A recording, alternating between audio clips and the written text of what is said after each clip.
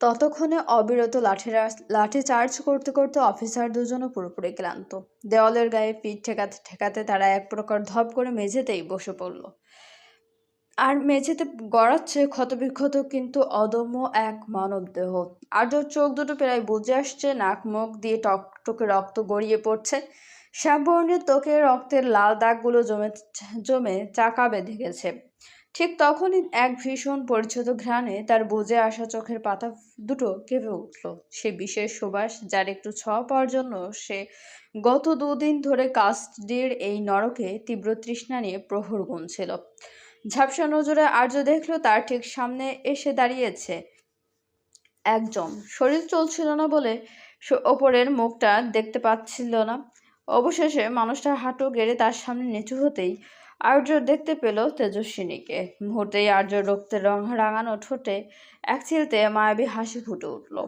তীব্র মরুভূমির তৃষ্ণার্ত পথিকের সামনে এক আজলা শীতল জল নিয়ে এসে যেমন হাসি ফোটে, ঠিক তেমনই প্রশান্তির হাসি ফুটল তার মুখে। তেজস্বীর গম্ভীর চোখে তাকিয়ে রইল আর্যর ক্ষতবিক্ষত মুখের দিকে। আর্য তার কাঁপতে থাকা শুকনো ঠোঁট দুটো ফাঁক করে খুব ক্ষীণ কণ্ঠে বলল, তোমার অপেক্ষাতে ছিলাম তেজস্বিনী। তেজস্বী আর এক মুহূর্ত দেরি না করে নিচু হয়ে চেয়ারের সাথে বাঁধা আর্যর হাতের শক্ত দড়ির বাঁধনগুলো একে একে খুলে দিল। তারপর পাশে থাকা কনস্টেবলকে সাথে নিয়ে টেনে হিঁচড়ে তাকে আবার সোজা করে চেয়ারে বসিয়ে দিল।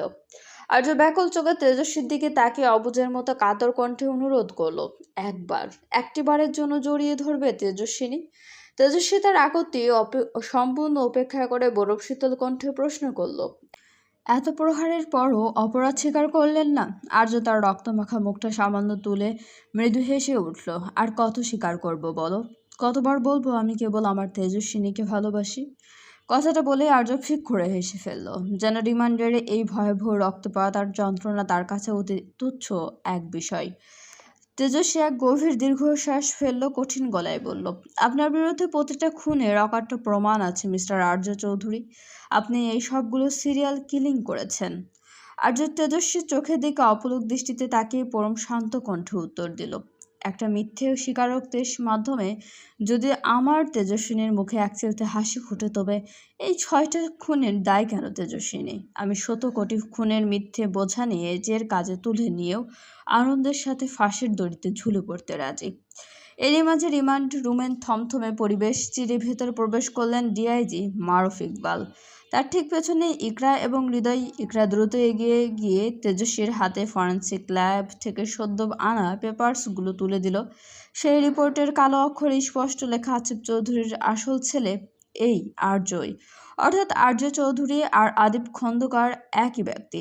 রিপোর্টটা দেখা মাত্রই তেজস্বীর রক্ত যেন মাথায় চড়ে গেল। সামনের এই ক্ষতবিক্ষত লোকটিকে তার আর স্বামী হিসেবে দেখার বিন্দুমাত্র ইচ্ছে বা মায়া আর অবশিষ্ট রইল না। সে চরম রাগে ফেটে পড়ে ফুঁসে উঠল, আর কত নাটক করবেন আপনি? স্বীকার করুন, আপনি আদিব, আর আপনি এই প্রতিটি খুনের মাস্টার মাইন্ড। ফরেন্সিক রিপোর্টে স্পষ্ট লেখা আছে আপনি সেই কুখ্যাত আসিফ চৌধুরীর রক্তের সন্তান। হৃদয় ফাইল থেকে কিছু পুরনো নথিপত্র আর একটা পরিবারের ছবি বের করে আর্য ঠিক মুখের সামনে মেলে ধরল, কড়া গলায় বলল, এই যে ছবিটা দেখছেন, এই ছোট ছেলেটাই আপনি আদিব খন্দকার, ঠিক কিনা বলুন? এত কিছুর পরও আর্য সম্পূর্ণ নীরব হয়ে রইল। তার এই পাথর মার্কা নিস্তব্ধতা দেখে ডিআইজি মারুফ ইকবাল শক্ত হাতে হুঙ্কার দিয়ে বললেন, তুমি সেই দেশদ্রোহী আসিফ খন্দকারের ছেলে আদিব চৌধুরী, আর লুকোচুরি না করে সোজা কথায় নিজের অপরাধ স্বীকার করো। দেশদ্রোহী শব্দটা যেন এক মুহূর্তের মধ্যে আর্যর মাথার ভেতরের আগ্নেয়গিরির বিস্ফোরণ ঘটালো। সে উন্মাদের মতো প্রচণ্ড চিৎকার করে উঠল, হ্যাঁ, আমি আদিব খন্দকার, আমি আসিফ চৌধুরীর ছেলে, কিন্তু আমার বাবা কোনো দেশদ্রোহী ছিলেন না, খোদার কসম খেয়ে বলছি। এরপর যদি কেউ আমার বাপের নামে কোনো মিথ্যা অপবাদ দেয়, তবে তার জিভ আমি টেনে ছিঁড়ে ফেলবো। কথাটা শেষ হতে না হতেই আর্য শরীরের সমস্ত শক্তি একত্র করে এক ঝটকায় কাঠের টেবিল ঠেলে উঠে দাঁড়ালো। চোখের পলকে পাশে দাঁড়িয়ে থাকা হৃদয়ের বেল্ট থেকে পটপট সার্ভিস রাইফেলটা ছিনিয়ে নিল সে। হাতে রাইফেল নিয়ে আর্য গর্জন করে সবার দিকে বন্দুক তাক করে দাঁড়ালো, আমাকে এখানে থেকে যেতে দাও, সবাই। আমার এখনো অনেক কাজ বাকি। হঠাৎ করে এমন অনাকাঙ্ক্ষিত ও বিপজ্জনক পরিস্থিতিতে রিমান্ডের মুখে থাকা সবাই এক মুহূর্তে হতভম্ব হয়ে গেল। অমানসিক মারধর আর অত্যধিক রক্তক্ষরণের কারণে আর্যর পুরো শরীর তখন থরথর করে কাঁপছে।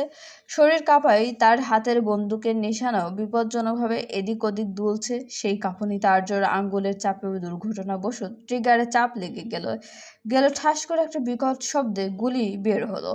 পরে তবে পরম সৌভাগ্যবশত ক্ষিপ্র সেই গুলিটা কারো গায়ে না লেগে সোজা গিয়ে বিঁধল পেছনের কংক্রিটের দেয়ালে। আর্য উন্মাদের মতো হাঁপাতে হাঁপাতে বারবার একই কথা বলতে লাগলো, আমাকে যেতে দাও, আমাকে এখান থেকে যেতে দাও, আমার এখনো অনেক কাজ বাকি। পরিস্থিতি অত্যন্ত বিপজ্জনক জেনেও তেজস্বী এক পা করে ধীরে ধীরে আর্যের দিকে এগোতে শুরু করলো। সে হাতের তালুর সামনে বাড়িয়ে শান্ত ভঙ্গিতে ইশারা করে বলল, কুল ডাউন আর্য, শান্ত হন। আর্য তার রক্তবর্ণ চোখের হিংস্র দৃষ্টি তেজস্বীর ওপর নিক্ষেপ করে করল। গায়ের সমস্ত শক্তি দিয়ে চিৎকার করে উঠল, এক পাও এগোবে না, আমি কিন্তু সত্যি শুট করে দেব। তবুও তেজস্বীর পা থামল না। সে আগের মতো নির্ভীক ভঙ্গিতে আর্যের দিকে এগিয়ে যেতে লাগলো। পাশ থেকে ইকরা আতঙ্কে চিৎকার করে উঠল, তেজস্বীর সামনে যাস না প্লিজ রোক। আর্য এখন পুরো আউট অফ কন্ট্রোলে আছে। একই কথা আকুল হয়ে বলতে লাগলেন হৃদয় এবং ডিআইজি মারুফ ইকবালও। কিন্তু তেজস্বী কারো কোনো নিষেধ, কোনো বারণ কানে তুলল না। সে সোজা গিয়ে দাঁড়ালো আর্যের পয়েন্ট ব্ল্যাক রেঞ্জের রাইফেলের নোলের ঠিক মুখোমুখি। তারপর একদম ধীর অচঞ্চল কণ্ঠে আর্যর চোখে দুটোতে চোখ রেখে বলল, শুট মি আর্য, করো গুলি। অমানসিক শারীরিক যন্ত্রণা আর মানসিক প্রলয়ে আর্যের হাত দুটো থরথর করে কাঁপতে লাগলো।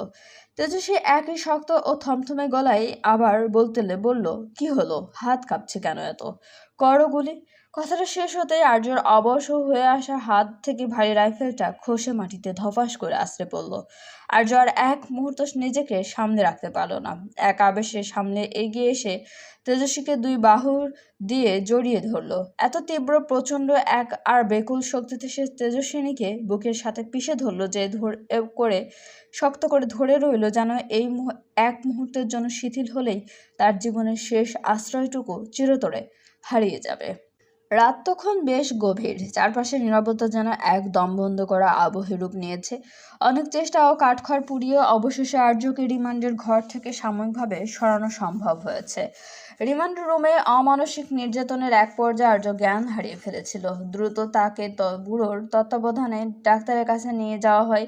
কিন্তু সেখানে গিয়ে এক অবিশ্বাস্য ও চমকপ্রদ তথ্য সামনে এলো। রিমান্ড রুমে যা যা ঘটেছিল, বন্দুক কেড়ে নেওয়া, চিৎকার করা কিংবা ক্ষোভ, তার কিছুই আর্যের মনে নেই। ডাক্তাররা আর্যের ব্রেন সিটি স্ক্যান রিপোর্ট দেখে স্পষ্ট জানিয়েছেন, আর্যের স্মৃতিশক্তি ও মানসিক ভারসাম্যে গুরুতর সমস্যা রয়েছে। তীব্র মানসিক চাপ বা ট্রমার মুহূর্তে সে কি করে তার কোনো স্মৃতি পরবর্তীতে তার মস্তিষ্কে অবশিষ্ট থাকে না। ফলে ডিবি ব্যুরোর অফিসারদের ধারণা আরও ঘনীভূত হলো, আর্য হয়তো তার এই মানসিক সমস্যার কারণে নিজের ঘটানো ভয়াবহ নৃশংসতার কথা বিমলম ভুলে যায়।